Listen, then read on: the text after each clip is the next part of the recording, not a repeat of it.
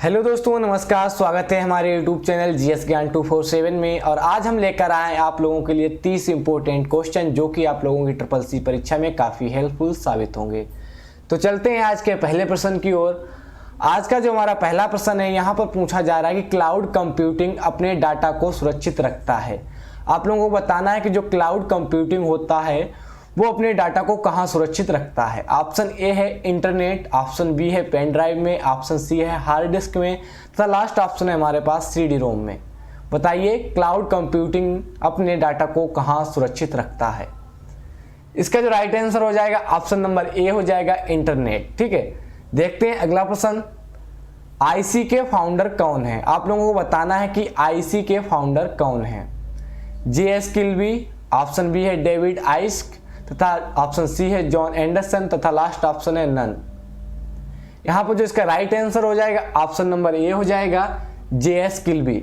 IC का आविष्कार सन 1958 में हुआ था और जेएस किल्बी ने किया था। चलते हैं अगले प्रश्न की ओर।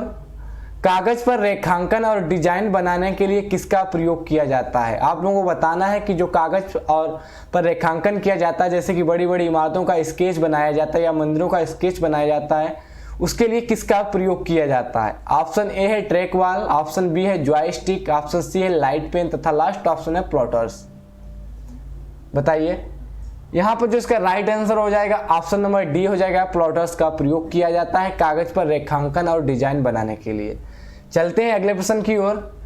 यहां पर पूछा जा रहा है कि डेसिबल, चैन आदि क्या है। आप लोगों को बताना है कि डेसिबल हो गया, चैन आदि क्या है।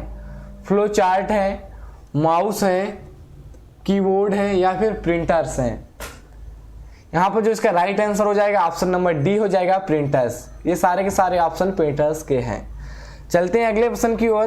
पूछा जा रहा है कि जोशी कामा परफ्यूम आर एग्जाम्पल ऑफ। आप लोगों को बताना जोशी या फिर परफ्यूम्स ये किसके एग्जाम्पल हैं। Option A operating system, option B है कंप्यूटर लैंग्वेज, ऑप्शन सी है कंप्यूटर वायरस तथा लास्ट ऑप्शन है वेब पोर्टल्स। यहां पर जो इसका राइट आंसर हो जाएगा ऑप्शन नंबर सी हो जाएगा, कंप्यूटर वायरस के नाम है। जोशी हो गया, परफ्यूम हो गया, या कंप्यूटर वायरस के नाम है। चलते हैं अगले प्रश्न की ओर। यहां पर पूछा जा रहा है कि भारत सरकार ने इलेक्ट्रॉनिक विभाग की स्थापना कब की। आप लोगों को बताना है कि इलेक्ट्रॉनिक विभाग की स्थापना इंडिया में किस सन में हुई थी। ऑप्शन ए है 1969, ऑप्शन बी है 1951, ऑप्शन सी है 1971 तथा लास्ट ऑप्शन है 1962। यहाँ पर जिसका राइट आंसर हो जाएगा ऑप्शन नंबर बी हो जाएगा, 1951 में इंडिया के अंदर इलेक्ट्रॉनिक विभाग की स्थापना हुई थी। अब नेक्स्ट प्रश्न। यहाँ पर पूछा जा रहा है कि वर्डपैड, नोटपैड सॉफ्टवेयर की सहायता से टेक्स्ट फाइल देखा जा सकता है। यहाँ पर पूछा गया क्या वर्डपैड, नोटपैड सॉफ्टवेयर की सहायता से टेक्स्ट फाइल को देखा जा सकता है। अगर देखा जा सकता है तो ट्रू है, नहीं देखा जा सकता है तो फॉल्स है। तो यहाँ पर इसका राइट आंसर हो जाएगा ट्रू। नोटपैड हो गया, वर्डपैड हो गया, यहाँ पर हम टेक्स्ट फाइल को ओपन करके देख सकते हैं। चलते हैं अगले प्रश्न की ओर। यहाँ पर पूछा जा रहा है कि आईडीएस किससे संबंधित है। आप लोगों को बताना है कि जो आईडीएस है वो किससे संबंधित है। नेटवर्क से, गेम से, इंटरनेट से या फिर नन ऑफ दीज। यहाँ पर जो इसका राइट आंसर हो जाएगा ऑप्शन नंबर ए हो जाएगा नेटवर्क। आईडीएस नेटवर्क से संबंधित है तथा इसका जो फुल फॉर्म होता है इंट्रोजन डिटेक्शन सिस्टम होता है।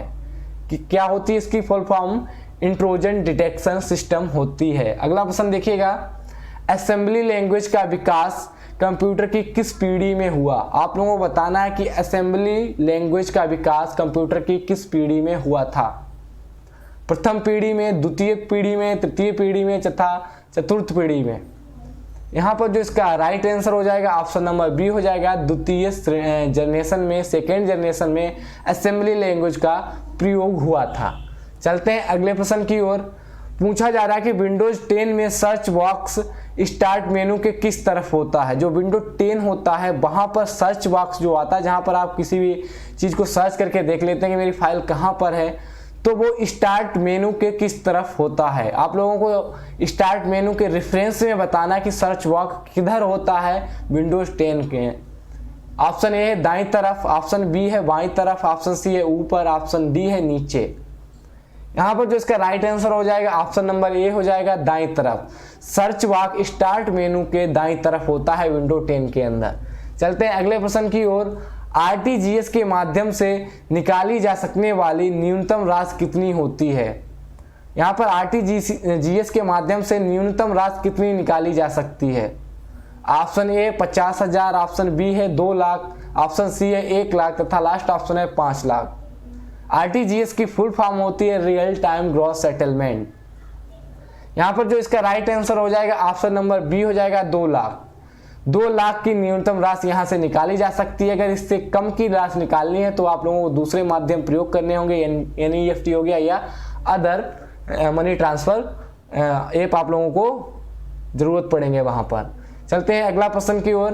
किसी डॉक्यूमेंट की फाइल का नाम कहाँ पर प्रदर्शित होता है? अगर आप किसी डॉक्यूमेंट को ओपन करते हैं तो उसका नाम कहाँ पर प्रदर्शित होता है, ये यहाँ पर पूछा जा रहा है। ऑप्शन ए है मेनू बार पर, ऑप्शन बी है स्टेटस बार पर, ऑप्शन सी है टाइटल बार पे तथा लास्ट ऑप्शन है टूल बार पे।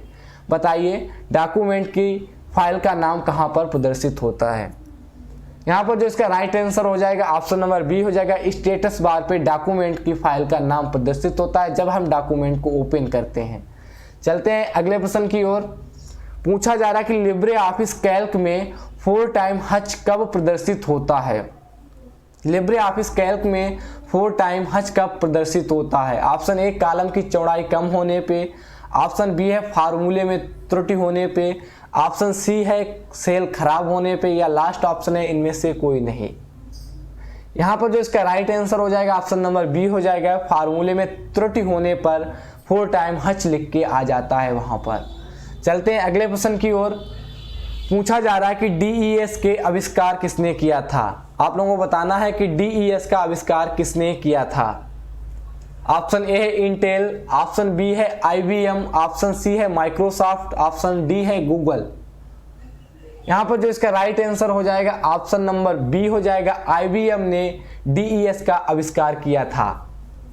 अगला प्रश्न, आउटबॉक्स और ड्राफ्ट दोनों एक समान है। यहां पर आप लोगों को बताना है कि आउटबॉक्स और ड्राफ्ट दोनों एक ही चीज हैं।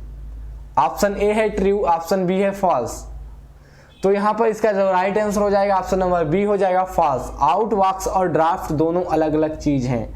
जब हम किसी मैसेज को सेंड करते हैं और वो सेंड नहीं हो पाता है तो वो आउटबॉक्स में चला जाता है, तथा जब हम किसी मैसेज को लिखकर सेव करते हैं तो वो ड्राफ्ट में चला जाता है।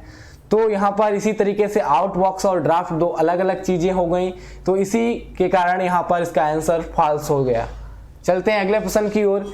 किसी जीमेल का यूजर नाम बदलना पॉसिबल है? यहाँ पर पूछा जा रहा है कि क्या जीमेल का यूजर नेम बदलना पॉसिबल है? अगर पॉसिबल है तो ट्रू, नहीं है तो फॉल्स। यहाँ पर जो इसका राइट आंसर हो जाएगा ऑप्शन नंबर बी हो जाएगा फॉल्स। जब एक बार जीमेल जनरेट हो जाती है तो वहां पर यूजर नेम को चेंज करना पॉसिबल नहीं होता है। चलते हैं अगले प्रश्न की ओर।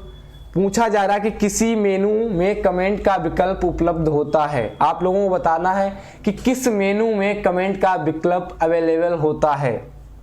ऑप्शन ए है एडिट, ऑप्शन बी है व्यू, ऑप्शन सी है फाइल तथा लास्ट ऑप्शन है इंसर्ट। यहाँ पर जो इसका राइट आंसर हो जाएगा ऑप्शन नंबर डी हो जाएगा। इंसर्ट मेनू में कमेंट का विकल्प अवेलेबल रहता है। चलते हैं अगले प्रश्न की ओर। पूछा जा रहा है कि निम्नलिखित में से किस प्रकार का लेजर प्रिंटर में प्रयोग किया जाता है? जो आपके लेजर प्रिंटर में लेजर प्रयोग होता है वो किस प्रकार का लेजर होता है? ऑप्शन ए है डाई लेजर, ऑप्शन बी है सेमी कंडक्टर लेजर तथा सी ऑप्शन है एक्साइमर लेजर तथा लास्ट ऑप्शन है गैस लेजर। यहां पर जो इसका राइट आंसर हो जाएगा ऑप्शन नंबर बी हो जाएगा। सेमी कंडक्टर लेजर का प्रयोग किया जाता है लेजर प्रिंटर के अंदर। चलते हैं अगले प्रश्न की ओर। प्रेजेंटेशन विजार्ड सेट करते समय कितने ऑप्शन सेलेक्ट कर सकते हैं? जब आप प्रेजेंटेशन विजार्ड सेट करते हैं तो वहां पर आप कितने ऑप्शन सेलेक्ट कर सकते हैं? 3 ऑप्शन, 5 ऑप्शन या फिर 7 ऑप्शन तथा लास्ट ऑप्शन है 9 ऑप्शन। यहाँ पर जो इसका राइट आंसर हो जाएगा 3। प्रेजेंटेशन विजार्ड सेट करते समय हम 3 ऑप्शन को सिलेक्ट कर सकते हैं। चलते हैं अगले प्रश्न की ओर। पूछा जा रहा है कि IPv4 डेटाग्राम की अधिकतम कितनी लंबाई होती है? आपको बाइट्स में बतानी है कि IPv4 की कितनी अधिकतम लंबाई होती है। यहाँ पर जो इसका राइट आंसर हो जाएगा ऑप्शन नंबर सी हो जाएगा 4 बाइट्स, क्योंकि IPv4 को जो बिट्स में मापा जाता तो 32 बिट्स हो जाता है और 1 बाइट्स बराबर 8 बिट्स हो जाता है, तो बाइट्स में इसकी लंबाई 4 बाइट्स हो जाएगी। चलते हैं अगले प्रश्न की ओर। पूछा जा रहा है कि www, HTTP, SMTP और FTP प्रोटोकॉल किस लेयर का प्रयोग करते हैं। जो इतने सारे प्रोटोकॉल यहाँ पर दे रखे हैं वो किस लेयर का प्रयोग करते हैं। ऑप्शन ए है एप्लीकेशन लेयर, ऑप्शन बी है ट्रांसपोर्ट लेयर, ऑप्शन सी है नेटवर्क लेयर तथा लास्ट ऑप्शन है हार्डवेयर लेयर। यहाँ पर जो इसका राइट आंसर हो जाएगा ऑप्शन नंबर ए हो जाएगा एप्लीकेशन लेयर का प्रयोग करते हैं। चलते हैं अगले प्रश्न की ओर। पूछा जा रहा है कि कंप्यूटर साक्षरता दिवस कब मनाया जाता है। आप लोगों को बताना है कि कंप्यूटर साक्षरता दिवस कब मनाया जाता है, 1 दिसंबर को, 2 दिसंबर को, 1 जनवरी को या फिर 22 जनवरी को। यहाँ पर जो इसका राइट आंसर हो जाएगा ऑप्शन नंबर बी हो जाएगा 2 दिसंबर को कंप्यूटर साक्षरता दिवस मनाया जाता है। चलते हैं अगले प्रश्न की ओर। पूछा जा रहा है कि इनमें से कौन सा ईमेल प्रोटोकॉल नहीं है। जो निम्नलिखित प्रोटोकॉल दे रखे हैं वहां पर एक ऐसा प्रोटोकॉल है जो ईमेल के लिए प्रयोग नहीं किया जाता है, आप लोगों को उसे छांटना है। ऑप्शन ए है IMPS, ऑप्शन बी है IP, ऑप्शन सी है SMTP तथा लास्ट ऑप्शन है POP3। यहाँ पर जो इसका राइट आंसर हो जाएगा ऑप्शन नंबर बी हो जाएगा IP जो है वो ईमेल में प्रयोग नहीं किया जाता है। चलते हैं अगले प्रश्न की ओर। निम्नलिखित में किसका प्रयोग नेटवर्क टोपोलॉजी में नहीं किया जाता है। आप लोगों को बताना है कि जो निम्नलिखित नेटवर्क दे रखे हैं वहां पर किस टोपोलॉजी का प्रयोग नहीं किया जाता है। Option A hub, option B है राउटर, ऑप्शन सी है स्विच तथा लास्ट ऑप्शन है मदरबोर्ड। यहाँ पर जो इसका राइट आंसर हो जाएगा मदरबोर्ड का प्रयोग नहीं किया जाता है नेटवर्क टोपोलॉजी में। अगले प्रश्न की ओर चलते हैं। CASS का पूरा नाम क्या है। आप लोगों को बताना है कि CASS का पूरा नाम क्या है। Option A communication as a service, option B है कमीशन एज ए सर्विस तथा सी ऑप्शन है कस्टमर एज ए सर्विस तथा डी ऑप्शन है कंज्यूमर एज ए सर्विस। यहाँ पर जो इसका राइट आंसर हो जाएगा ऑप्शन नंबर ए हो जाएगा कम्युनिकेशन एज ए सर्विस। चलते हैं अगले प्रश्न की ओर और आज का हमारा लास्ट प्रश्न है माइक्रोसॉफ्ट इंटरनेट इंफॉर्मेशन सर्वर कब लॉन्च किया गया। आप लोगों को बताना है कि जो माइक्रोसॉफ्ट इंटरनेट इंफॉर्मेशन सर्वर है वो किस सन में लॉन्च हुआ। ऑप्शन ए है 1992, ऑप्शन बी है 1996, ऑप्शन सी है 1993 तथा लास्ट ऑप्शन है 1995।